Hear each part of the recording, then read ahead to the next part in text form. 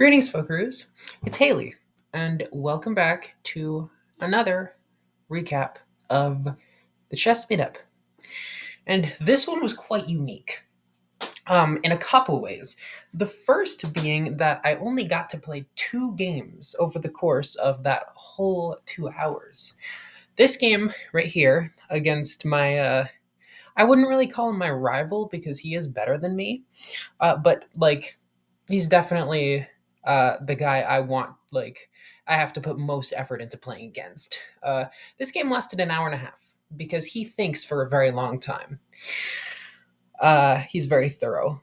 Less for an hour and a half, and then I only got to play one more game. But it is also different in the fact that I was able to record a game that two other people played, and also throw that into the video as well. So, and I have a couple other games to fill the to get it to like the normal length, which I will tell you about when they come. But without further ado, let's get into it, and we will start off with the game against James. Of course, I think I mentioned this last time I played as white against him. Is that I don't? You know what? I don't think I've ever played black against James. Maybe I should try that. I think all three of my games have been with white because my first game went e4, d5 takes, and knight six, and he played this gambit, which got me into interesting position. And the second game went d4, knight f6, c4, e6, knight c3, and we get the Nimzo Indian defense. And that was like my whole 15 moves of prep or whatever. And in between then and now, I've kind of forgotten a few intricacies of that prep, but I still have the main idea. So queen c2 is the main move, and then he usually plays d5, takes. So this is exactly what happened in our last game. We had this exact position after 5 moves.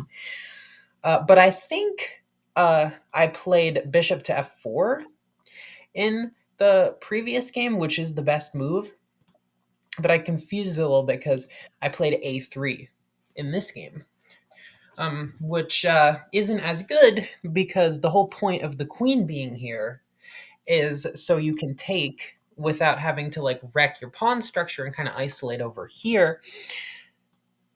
But there's just 94. Just attacking your queen, forcing it to move, and then black can develop hastily, right? So I kind of misremembered my prep a little bit from the last time I played against him. But a3, and he went back to d6, which I kind of saw as a dubious move because he cuts the connection of the queen and this pawn, and I'm just better after bishop g5 because I'm applying meaningful pressure to his setup already. And he has to spend some time, defending his pawn, and then I'm just going to get e3 and knight f3. Maybe, by the way, I was even recalling this variation of the Nimzo Indian. I don't remember exactly how it goes, but I was recalling that white will sometimes play f3 against the Nimzo Indian, and this is either known as the Samish or the Kamak variation, depending on when this move is played. But the idea is to restrict that knight on f6 and to prepare for an e4 push. So, fast forward to this position, he plays c6. I didn't really like the idea of playing f3, and the reason for that is because I thought that he was just going to castle, he was going to put a rook on this file and pressure down here, and my king is still a very far ways away from being able to castle over here. Kind of viewed castling this way as unwise because he could very easily generate a very strong attack on that side of the board. So I didn't really like the idea of f3, e4. Instead, I opted for e3, which the computer likes. If I played f3 here in this position, the computer likes this, and if I play e4, just trying to open things up, takes, and I really have no threats against this knight, and black can just castle or play h6 and ask my bishop a question. I'm really not achieving anything. So I think, make the right decision by playing e3 here. And he plays bishop g4. which is a strange move, but I kind of understand the point of it because my next move was always going to be knight f3. But if I played knight f3 in this position, then I thought his idea was to take and to damage my pawn structure. But apparently the computer is saying just h6, and then when the bishop goes back, then to just play knight b to d7. The computer doesn't even want this. It just thinks black's position is more well put together. But I didn't like knight f3 and him destroying my pawn structure because even though I could get this e4 push, I didn't like because the games that I have against James often go into an endgame. And I didn't like making these damages to my pawn structure because he has very much shown himself to be able to punish any small weaknesses if we simplify into an endgame. So bishop g4, this just controls some squares over here and maybe prevents me from playing knight. Here, I was considering just trading off the bishop and then developing the knight like this. And there's really no advantage for either side here, but rather than that, I go bishop to d3 with the idea that if he castles, I could take on h7. So I'm temporarily preventing him from castling. So his solution to that is to go bishop h5 with the reroute to bishop to g6. This is, I guess, the secondary idea of going here. So I'm trying to evaluate, is this worth like trying to stop? Like, should I just play a very hasty e4? Should I try to, like, I don't know, play f4, f5 even? Like, I was considering this a little bit, but I ultimately rejected that because I didn't like how weak my e pawn would get, and the computer just likes this, go punishing that weakness. So I disregarded it because of the weakness of the e3 pawn. Instead, go knight g to e2, which intends to go over here and pressure the bishop. But of course, he goes to g6, getting out of that. And once again, here I was considering f4, f5. Right, I was considering f4, f5. Knight to g3. Just developing my knight, getting it to a better square. I obviously didn't like coming here because why would I open up the e file? That just seems very irresponsible. Do I have the audio? Yeah, I do. Okay. Bishop takes d3. He decides to trade, and I was rather happy to see this because I thought that this bishop was a pretty powerful piece. And by the way, I didn't take here. I didn't take here because I didn't want this to happen. Because he could still logically castle this way and then pressure me on that side of the board. So I didn't really want that to happen. So knight g3, takes, and then he castles. Right? e4. So black's idea here was to probably play h6. And because, like, say in this position, h6 happened, the bishop really couldn't go back here unless I wanted to do this. And if this happens, I could just get trapped because my knight blocks the retreat square. So I thought that h6 was the best move here, and after he didn't play h6, I saw my opportunity to play e4, threatening the fork. And if he tries to pin my pawn, then I can just go here. I can just go here, shockingly, and if the bishop backs up to c7, f4, and this pin still exists, so the knight cannot move. And as soon as my king castles, that's going to be a problem. If black tries to repel my bishop by h6, here, they cannot play g5. And I will just permanently have this, threat, right? As soon as I castle, that knight will be in danger. So e4, he takes, which I think was the best move. And after this exchange, he thought for about, like, somewhere between 10 and 15 minutes. He just sat there and calculated. Like, I was just like, does he even know it's his move? Like, what's going on here? But after about 15 minutes, he pulls up with the move queen to a5, which poses some complications for my position. And there is only one good move for white. And this is the first audience moment. What is the best move for white here? And just look at everything the queen is attacking as well as the king. And if you're able to figure it out, the best move is bishop d2, which I play. I calculated a bunch of other variations, including knight c3, which looks like it works, but the queen is also attacking the bishop, so that rules out knight d2 as well. I can't play b4 because bishop takes b4 and there's a pin on the pawn. And I also cannot play queen here because then here, and knight takes e4, because after knight takes I get pinned, right? So I calculated all this, and I thought that he got me for a second. Like after queen a5, I thought that he just like got me with his calculation, and that I had to like move my king or something. But I remembered that I could just bring the bishop back, and he can't remove the guard of the knight or anything like that, and I'm just attacking his queen. So I was proud of myself for calculating that. And then queen d8. And after the game, he brought up this position and asked me, like, why didn't you go back here? And were you trying to avoid a draw by repetition? And I just kind of was like, well, of course I was avoiding a draw by repetition because I still think my position is pretty good here. Like, what he was saying is that what he would have done in this position is just repeat moves here. And I just didn't really see a reason to do that.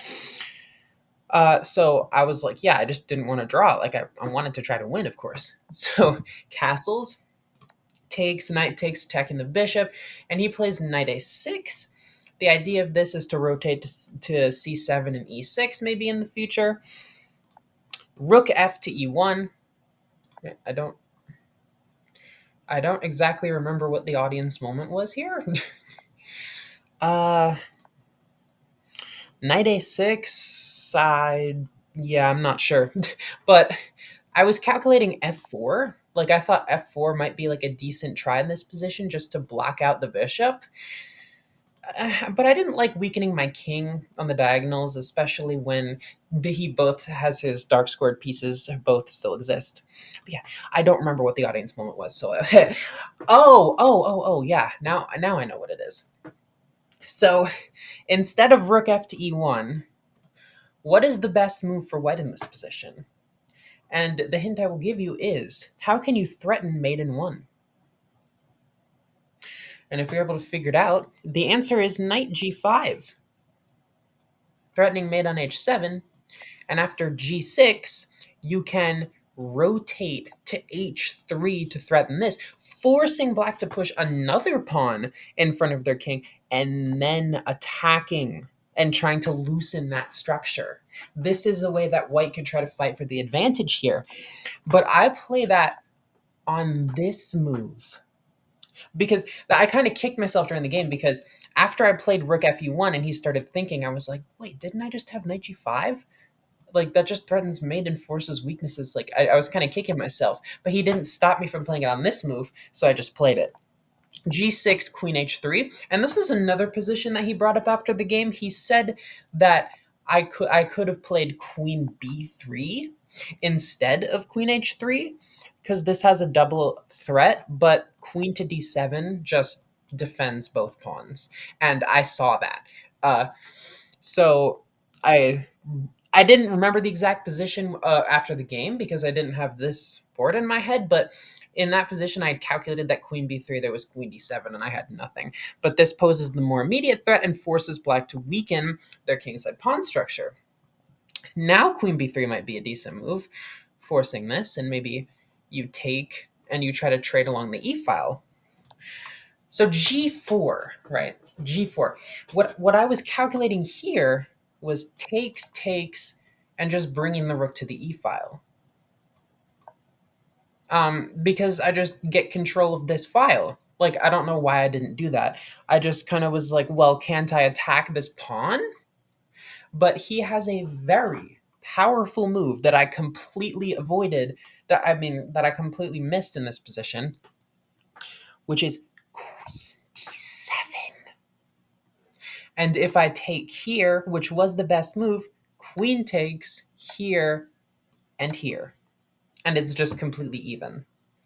Even though his king is open, my king is kind of open as well, and neither side has any attacking plans whatsoever.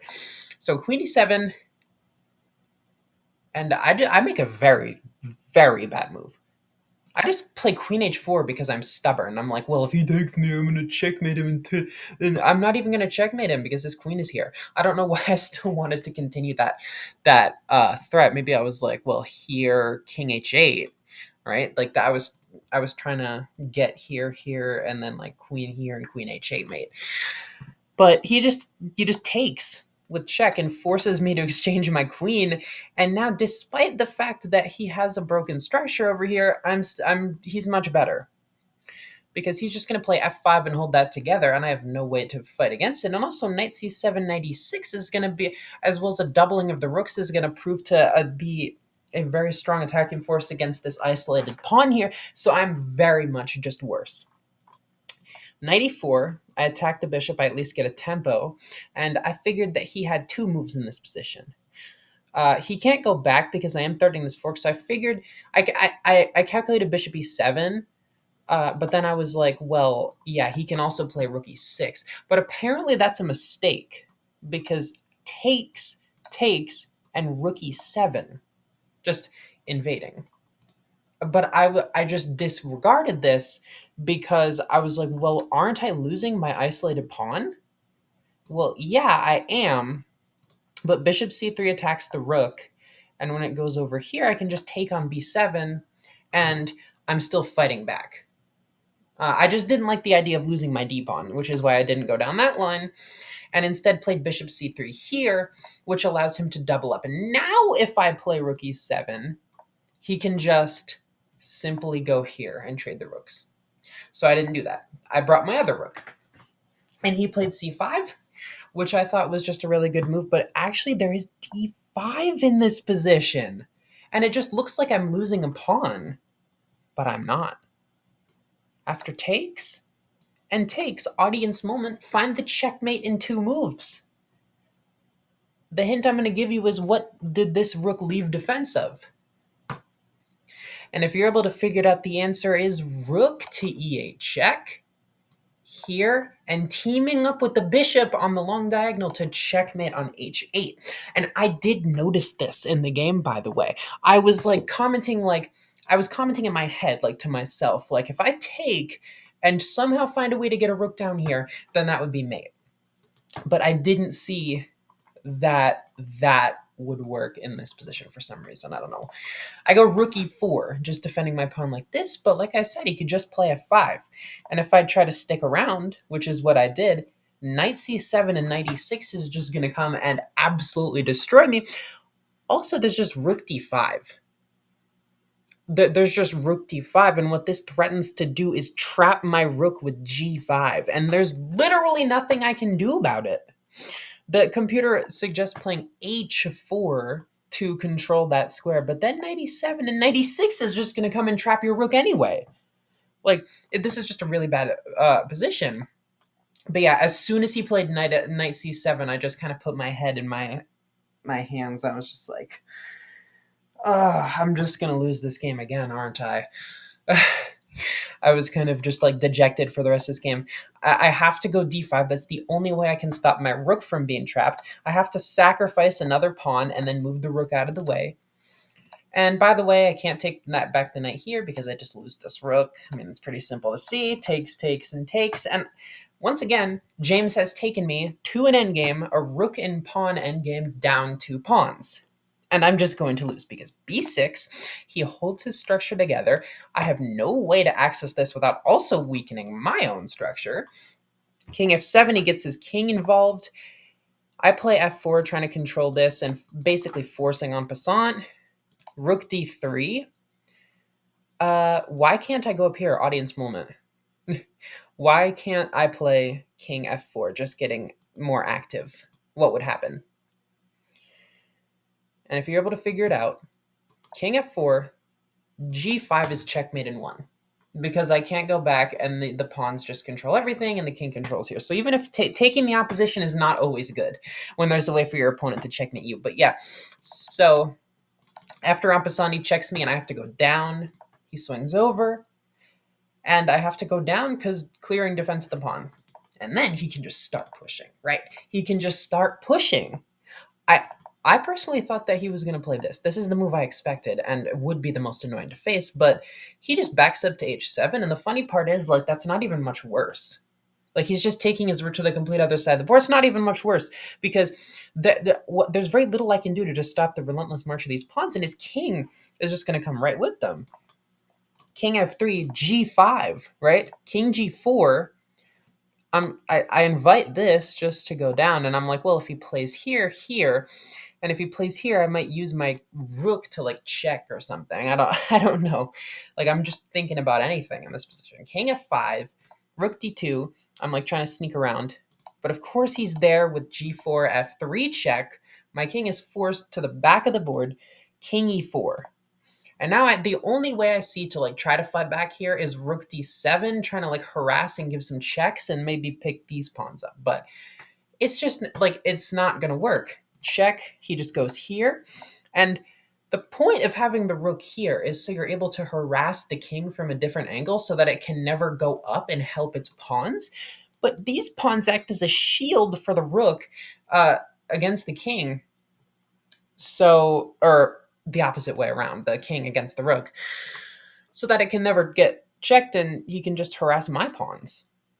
b4, he pushes. He doesn't even have to take. a4, I try to push up. Try to create a passed pawn here, and a funny little thing happens here because I think, well, I can take here, take, and play b7, because if he goes here, I can play rook c8. Do you see the problem with that? I forgot that I had traded my rook off for a pawn. So I thought that I was, like, still kind of holding on, but then I was like, oh crap, I don't have my rook. And I just resigned. Yeah. And he mentioned those things that, like, we talked about.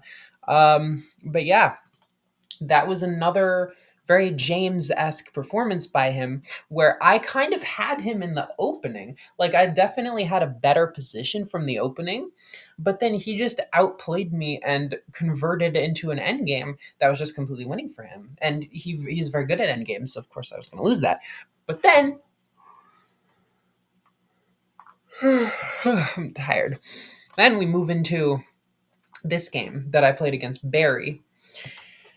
And this game had a completely different vibe. I was on the black pieces. I was still kind of dejected from the last game, but I was like, you know what? Let's just play another game. E4, Caro-Kann, of course. Knight f3, d5. This is a strange variation that I sometimes get played against me, which is basically just like trying to flip the move order of the advance.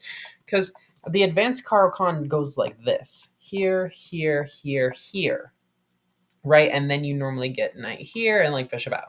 But what this variation attempts to do is change the move order. So you get basically the same position. Like, this is just another way to play it. Bishop e2, it's just really kind of about personal preference, I guess, and, like, the possible transpositions that come from each. Like, I don't know. Knight e7, right? This is the standard move in what's called the short variation against the Caro-Kann, which is where here, here, here, and white plays the very passive knight f3, e6, and bishop e2, and then black's main move in this position is to go knight d7 to prepare c5. But the difference, right? The difference in this position is that the bishop is on this square, and white could just play, like, h3 at any time, or white could play c3, open up the queen's diagonal, and stuff like that. It's just a very minor difference. I don't really know why it's, like, that much more of an inaccuracy. h3, right? Takes. It's always a good idea to exchange that bishop in the Caro-Kann because it doesn't really have a good job to perform, and this bishop kind of sucks for white because your entire structure is on the light squares. c5, bishop e3. Now, a trick when you play the Caro-Kann and your opponent plays the advance. Usually, whenever you see this move, bishop e3, a neuron should fire in your brain like, b2 is weakened. Queen b6. That's not the best move in this position because apparently taking and then monopolizing the file and then going here is better. But usually when you see bishop e3, queen b6 is a good idea. Queen b6 and he goes b3, which just weakens the dark squares on this side of the board. Now I take, which looks like a weird move because I am inviting an attack on my queen, but I can interpose with bishop c5, and he has to be very careful here. He can't just move the bishop back or else I take on f2, so he has to trade or defend it with a pawn. He has to trade or defend it with a pawn, and I basically played this move knight e7, which basically says, look, if you just dilly-dally with this bishop in the middle of the board, I'm going to play knight f5 and put more pressure on it. So you got to decide what you're going to do right now. Here, knight f5. Takes, takes. I take with the queen because I'm going to slide back to c7 and double pressure the pawn, which he doesn't account for. He just plays b4 and attacks my queen, and it allows me to go and pressure this pawn. And now I'm liking my position here because these pawns are slightly overextended. He's a little bit underdeveloped. This bishop isn't really doing anything. And I'm just going to win this pawn no matter what he defends it with because f3 is not possible. My knight is very active. I can castle. I'm quickly going to get rooks here and maybe pick off these pawns as soon as the knight moves. So black has a very good position here. Like white kind of misplayed the opening. But he plays bishop takes d5. And after the game, he told me that he pretty much had to do this to kind of break up my control of the center because I was kind of dominating with a lot of space. And that's pretty reasonable. But you can try other things to deal with that. Like the computer recommends bishop to g4 to try to undermine this way without even having to sacrifice a bishop. To which black would play knight h6 and then f4 holding on to the pawn. And after this, then you are kind of negating the placement of these two pieces. You didn't have to be so drastic as to sacrifice your bishop for two pawns in the middle of the board because you really have no other ideas. Like this pawn is weak or black can just castle. Like for what you have gained back in space, seemingly, like black has very active lines and you're still kind of underdeveloped and overextended. Like I get the thinking, but it doesn't work practically. Queen takes, and I allow queen b7. And I didn't want to play rook here because I didn't like losing my a7 pawn as well. But yeah, apparently knight b6 and knight here was just pretty good. But instead, I play knight to b6, which just defends the rook. And actually, funny story, when I played knight b6, I didn't even notice that it defended my rook. I barely even noticed that my rook was the under attack.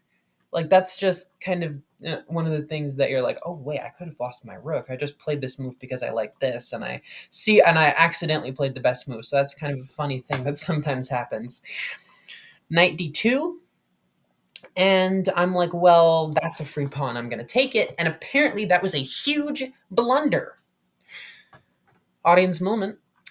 How can white activate a piece and start a massive attack on my king? And if you're able to figure it out, the answer is rook f to e1 check. Right? And if the knight blocks, that's mate in one, so we can't do that. So the king moves to f8. Then what happens is rook ac1 attacks the queen, seemingly, big quotation marks, leaving the knight undefended. It doesn't leave the knight undefended at all because if you take the knight, then queen takes a8, sacking the queen for a rook. Two brilliant moves in one combination because you're going to play rook c8, and that's just mate. I look, two brilliant moves in one combination.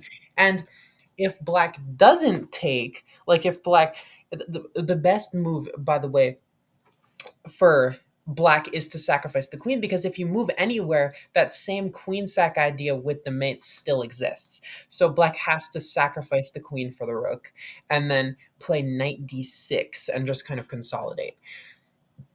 I didn't see that. And neither did he because he plays queen e4, and maybe he thought that he was forking my knight, but I can just go back to e7, and I'm just doing much better in this position. Knight f3, he's trying to get his pieces involved. Queen f6, because his idea is he's going to put a rook here and he's going to prevent me from castling. So what I want to do is just try to reinforce my knight in the meantime. Rook c8. I take the open file, which was also a mistake because queen to b7 just invades. And apparently I had to find king f8, because if I played some move like h6 in this position, just rook a d1, threatening d7, and my king is still under attack because I still can't castle, and now the d file is being dominated by queen and rook. So my king, although seemingly safe, can be taken advantage of in many ways. But he goes here, and I just take because I'm like, the more pieces I exchange, the better.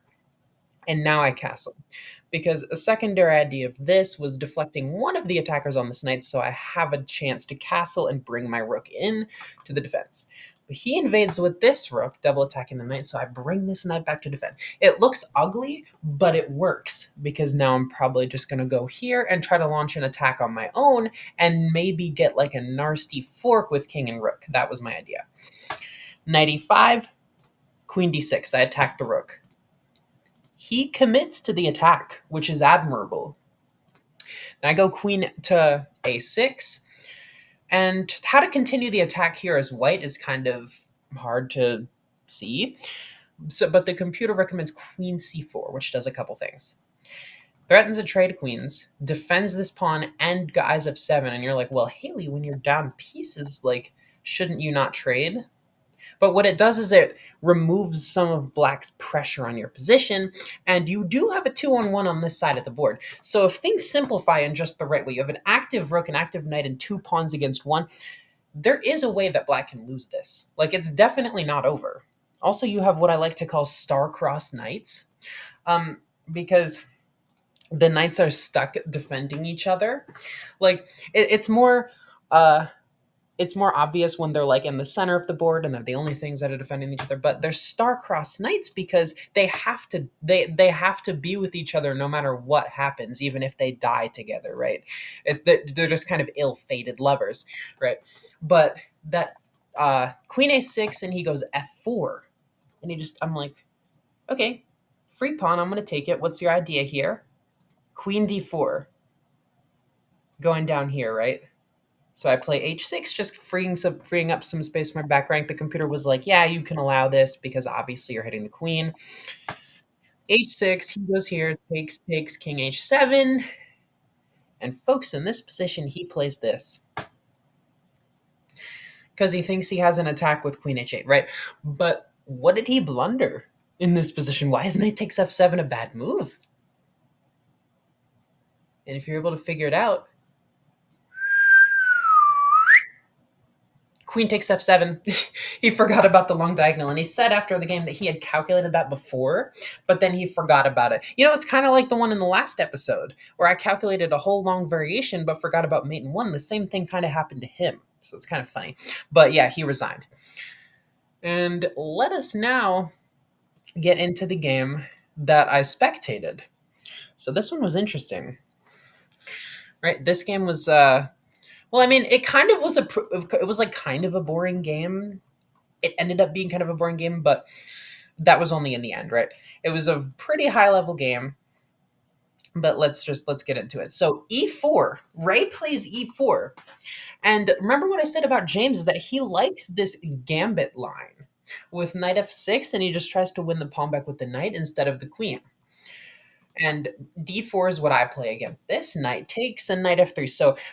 So far, Ray is doing a fantastic job at playing against this. And now the best move is apparently c5, just to apply more pressure on this and to try to release white's hold of the center. But bishop to g4 is also a variation. It's known as the Marshall, in the Gipsless variation of the Marshall variation. It's like a very like obscure line, but bishop g4 is a move, right? This is a move because you just apply pressure. Bishop e2, and g6. This is a positional mistake from James because he blundered c4, which just expands and hits the knight. And if the knight goes back here, then white can develop. And if you put the bishop out, I mean, just knight c3, knight b to d2, queen c, like queen c2. These moves are just going to be played, and black has pieces out, but there's not much to speak of other than that. Like those pieces aren't doing a whole lot, right? Like that. It's remember like there's developing pieces, but there's also developing pieces where they can do effective jobs, right? And these pieces aren't really doing anything. Like there's no pin here, there's no attack here. This knight is kind of just sitting here, like right. White has managed to combat black's idea, but g6 and Ray just castles, which I definitely understand, but it's not the most aggressive option. Like when you see a knight like this, the instinct should be to kick it out, especially when you're playing against the Scandinavian. Like this is a main idea in the Scandinavian: c4, knight c3, bishop f4, this kind of stuff, right? Bishop g7, c3. He defends his pawn. This is just a little bit too passive for my liking from Ray here. c6 from James, right? He just guards his knight. Maybe he's going to play queen c7 and like maybe try to open up this diagonal. Knight b to d2, just further reinforcing this. Maybe rotating out and pressuring this square over here. Castles, h3, just asking the bishop a question. Takes, right? Very professional game from both sides so far. This is what everyone expected. Knight to d7. Maybe the idea is here. Maybe the idea is here. Maybe the idea is to try to play rook e8 and e5. Like there's a bunch of different ideas for both sides here. Bishop d3. I don't really understand this move because like you might want to open this up, but also what is this bishop doing? Like remember how I said your pieces should have effective jobs? What is this bishop doing? It's kind of staring into a brick wall here, and there's also light square structure over here, so it can't really do much. So the only thing you're really doing with this move is opening up this file and maybe trying to prevent e4, which is e5, right? Which it might have been the idea. E6 by James, very nice. He sees that he can't play this, and he wants to keep his options open here and just play a flexible move. Bishop g5 attacking this, and if James were to have played f6 in this position and then tried to chase the bishop back like this, bishop g3, and the dark squares become a bit weak, and these pawns become a bit overextended. So that's why James didn't go f6 here. Instead, he goes here. Computer wanted him to just move the queen out of the pin. But queen to d2. Very nice move by Ray. What he's intending to do is probably trade the bishop off like this. And this, because this bishop is like black's prized possession, you want to trade it off, right?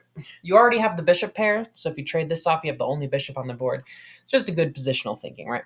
Rook c8, rook f to e1, queen c7, just developing the queen. The computer maybe wanted him to take some more space, but the concerns are kind of minuscule at this point. Like both sides are playing very professionally, very well, but that stops here.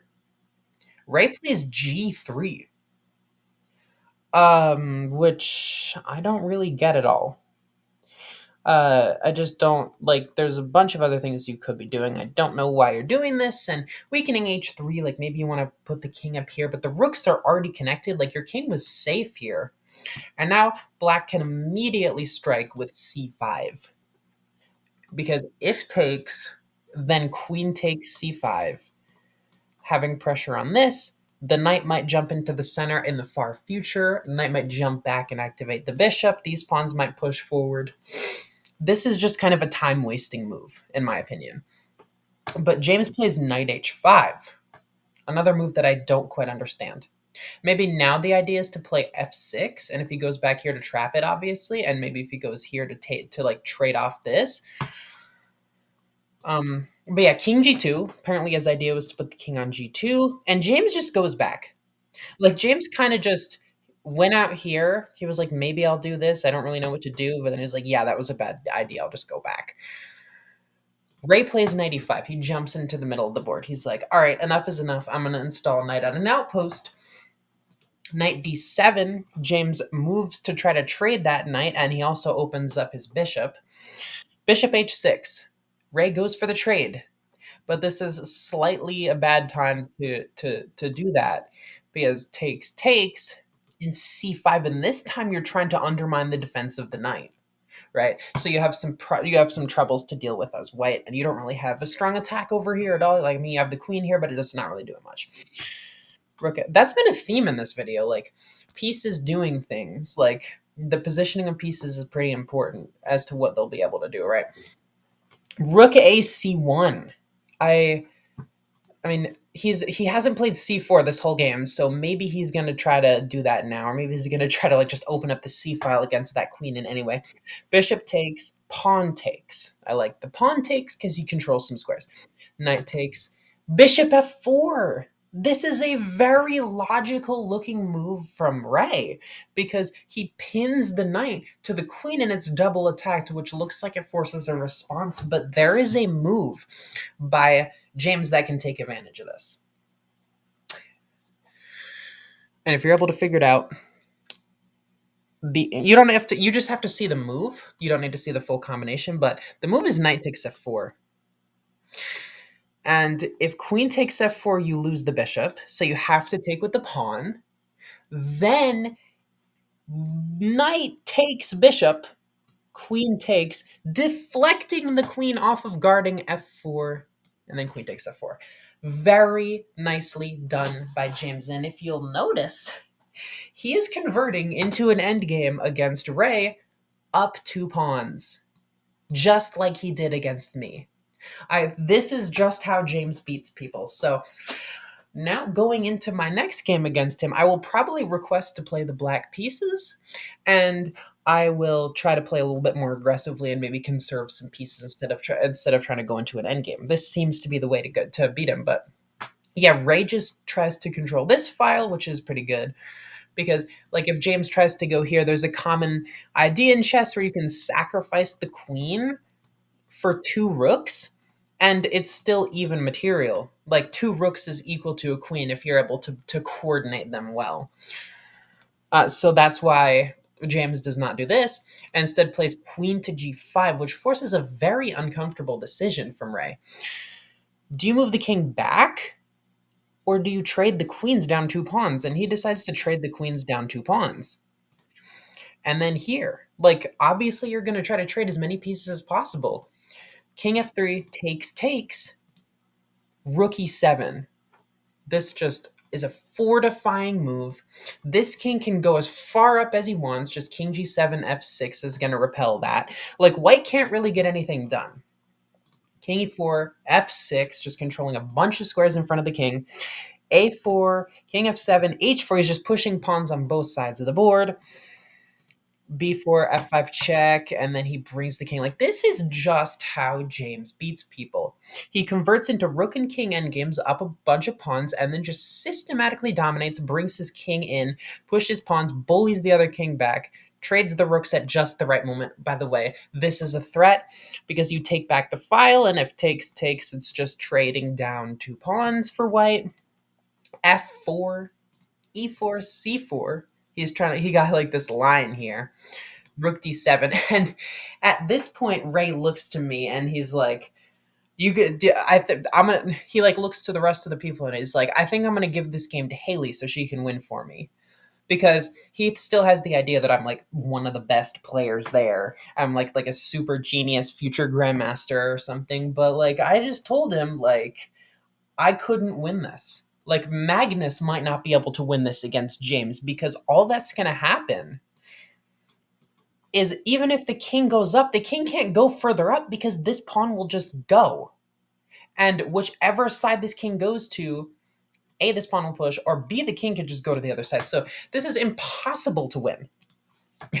So that's kind of what I told him. So he goes rook d4, takes, and here, and then he plays a couple more moves and resigns because he just cannot leave the defense of this pawn or else it will go. And the king is just going to sneak its way over here and just pick off the pawns and promote. So it's just over. And folks, that's not the end of the video. I have a couple more interesting games for you. So this next one here is a very short game with a very funny story that I played online, which is the reason I'm showing it to you. It's because it's short and funny. So yeah, I played against this guy named D2 Hard. E4, E5, Knight C3. Here's my trusty Vienna, right? As white, I play the Vienna. As black, I play the Caro-Kann. D6, Bishop C4. I'm just developing the bishop out actively, which can actually prove to be useful in the Vienna. Bishop E6, takes. This is a very unusual move, but the idea is to get control over these two squares and prepare d5 and stop white from doing something like this, queen h5, knight f3, knight e5, stuff like that. So I go f4, and with the idea of here, knight f3 and occupying the full center, which is what happens. He just completely let me do that, right? But by the way, the best move here, instead of knight f3, was queen h5. And if he goes g6, audience moment, how can you continue the attack on the king here? It's not really winning, or doesn't really win anything, but how can you continue the attack on the king and try to induce pawn weaknesses? And if you're able to figure it out, the answer is queen to b5. And you force black to like block, or force black to block like this, and maybe you'll take the b7 pawn. So that's how you continue the attack. But yeah, I take the center, he goes here, and I should have gone here. Because here, I could just develop passively. The computer wants me to play g3, just challenging the pawns, which it looks extremely foolhardy because your king is there. But yeah, the point is you've got more space, and knight here and knight here is a threat, because that pawn controls the square. But yeah, I didn't do that. Instead, I took, and then went queen e2 because I wanted to avoid the trade. Knight f6, I castle, which is a mistake because of knight d4. And if I take, right, then queen takes d4 with a check, and king h1, long castles. And the pressure just mounts. I didn't see that, and he didn't either because he played bishop c5, which will lead to his doom in literally one move. But yeah, he castles here. Why is this a terrible move? And why did I reference the bishop before? What? How can I take advantage of the bishop's positioning? And if you're able to figure it out, the answer is queen to c4 check just wins the bishop because it is a fork. King h8, I take the bishop. He goes knight g4 because he's trying to, like, I don't know, install over here or something. But h3, he goes back, and I take, and in a couple moves, he's going to send me a message. Rook takes f4, takes and takes. And in this position, he sent me a message that said, man, I played this game like an idiot. And I don't know what my brain was doing, but I wanted to open up the chat and write back, haha, it happens, lol. Just to kind of be nice, because it really does happen. But for some reason, my brain just completely shut off, and I managed to hit the resign and then confirm resign button. And I resigned the game, and black won. And then I just was like, okay, enough chess for me, because I tried to chat and accidentally clicked resign and then confirmed my resignation instead of chatting.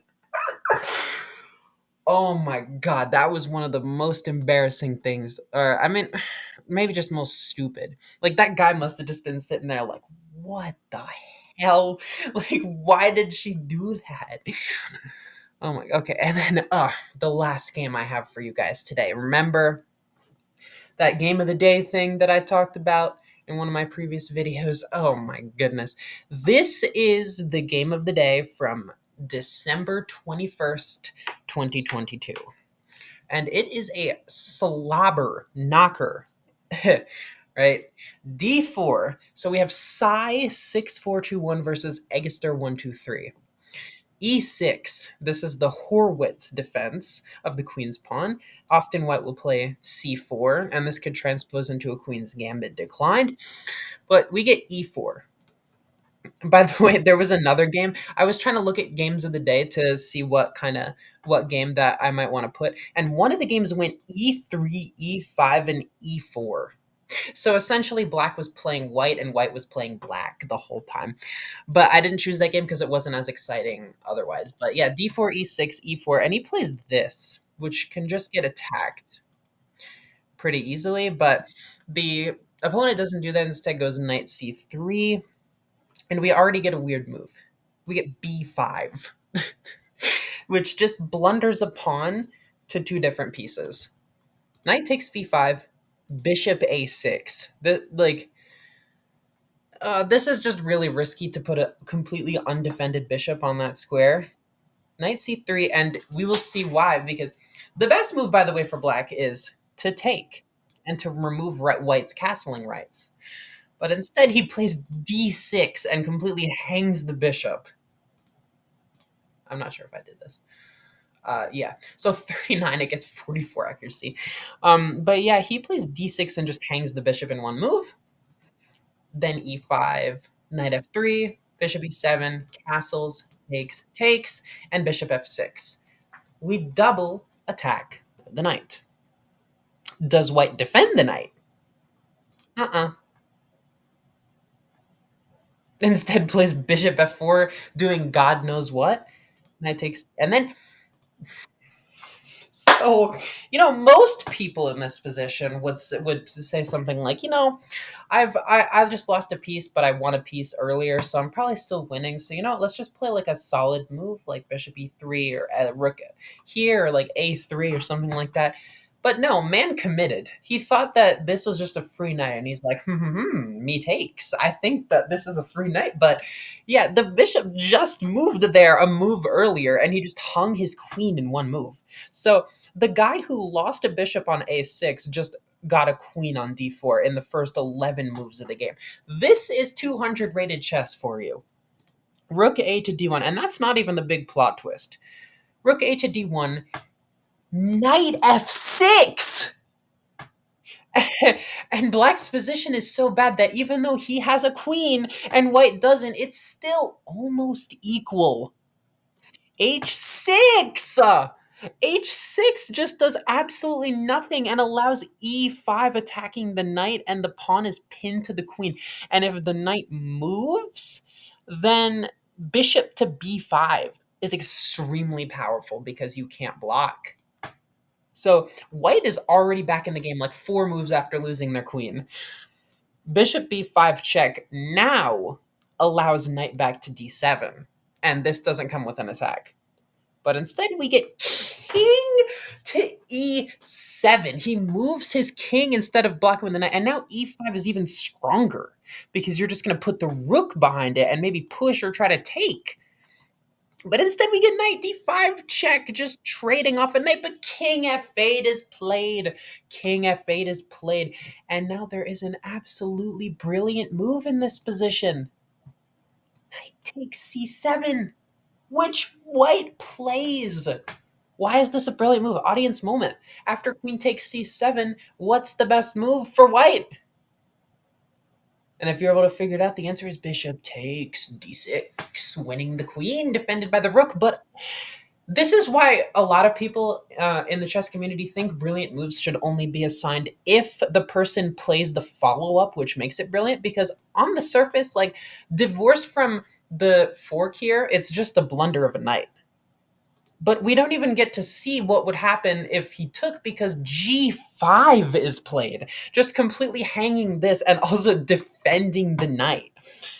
We get bishop takes d6, king g7, rook e1. We're just going to start pushing, but this is a bad move because of rook c8, apparently. I don't really know why that's so good. Queen b8. This is just... I mean, you should almost never put your queen in between one piece and a bishop. Like, this, that's protected. Like, this is just a very bad idea. And knight e6 is played, which just wins the queen, right? This is another queen win. But yeah, we don't we don't get this winning the queen. Instead, we just get knight takes rook, which is a mistake because it hangs the bishop. Like, beginners, there's just so many loose pieces all over the place, just queens and bishops and knights being blundered all over the place, the king's moving ridiculous amount of times. Like, it's just an absolute anarchy out here. Queen takes b5 c4. This is a mistake because of queen takes b2, hitting the rook, and then black is going to recapture the knight and actually be winning. Like, this was included as a game of the day because there wasn't just one plot twist. There was like a plot twist every 5 moves. Like, my heart rate like noticeably increased when reviewing this game. Rook e to d1 takes. He doesn't even take the knight. He just takes a pawn on a2 and allows the knight to get out. The knight does get out. Uh-oh. Queen c2. I'm just like, queen c2. And now, when he could have played knight e6 earlier and won the queen, he plays it now and just loses a knight for absolutely nothing. Because he wants to play bishop e5 and maybe check here, exploiting the pin. a5 just pushing a random pawn. Bishop takes here. e5 check just hangs a pawn. I don't really know what, but king takes c5, and then we get rook d5 check. And of course, that's just a free rook, but the reason I put this as a game of the day is because of the many plot twists, but also because of this! Blundering mate in one! Audience moment, find the checkmate in one move in this position. And if you're able to figure it out, the answer is rook 1, not rook 5. Rook 1 to d4. And that's just checkmate. But I'm just going to play through the next sequence of moves. Watch the eval bar. c5, a4, c6, a3, c7, a2. Like, both sides are ignoring everything going on over here. c8 queen, which just hangs a queen. Like, what? Like, this, and then this is the best option here for black. Which just because you're gonna promote this pawn. But rook takes c8, blundering mate again.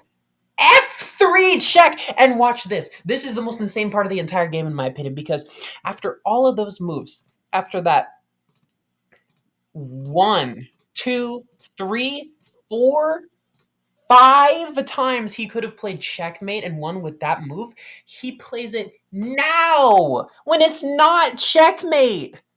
And it just lets the king get very advanced. And now queen takes rook is winning because you're just going to take both the rooks and have a rook versus nothing. Queen takes d3. Black does do that. Rook takes, king takes, g4. And remember, this pawn that we forgot about, this promotes with a queen in check, and rook just sweeps around. Queen check. The rook comes down. Boom. It's over. I can't even give you a summary of that game because there was so many ridiculous things that happened. But anyway, folks, I've been the Amazing Haley, and I will see you in the next video.